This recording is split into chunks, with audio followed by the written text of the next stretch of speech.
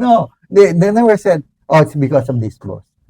Many of them refer to their actual experience. No, the first time that they had to supervise people, the first time that they had to work across different departments, the first time they had to work with difficult customers or reorganization of the company.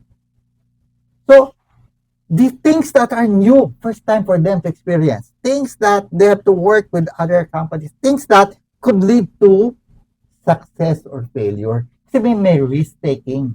May risk-taking involved. Okay? And that is what they remember. So, what McCall and the others did was to assign, the ball of the learning comes from actual experience. So, they did, 70%. How about the 20%? The role of the relationship, mentors. Their role is to provide the framework. The mentors, you mean? The mentors. What did you experience? Why do you think that happened? So they ask the questions. They ask the questions, relevant, penetrating questions.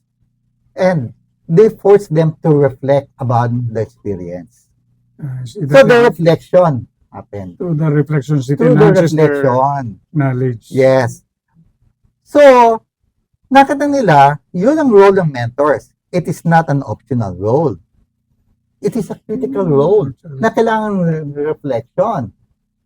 But what's the role of the training? The role of the training is to provide them the scientific model, the business model, how it works. The laboratory. Yeah. So, when you attend your MBA, for example, you learn, okay, when you come up with a business, you do the,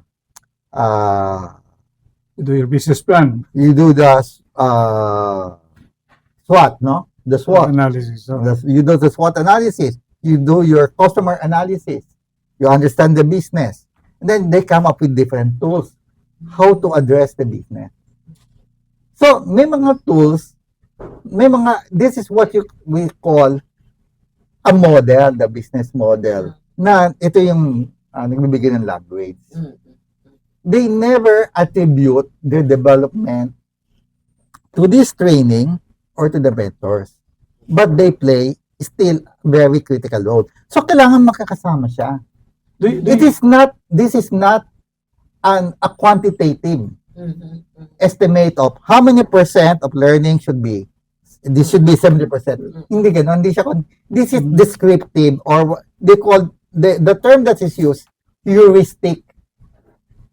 It's a heuristic tool for them to understand that you need to use assignments, work experiences to develop your people. The problem is that, and this happens in a lot of organizations, what they do a training needs analysis.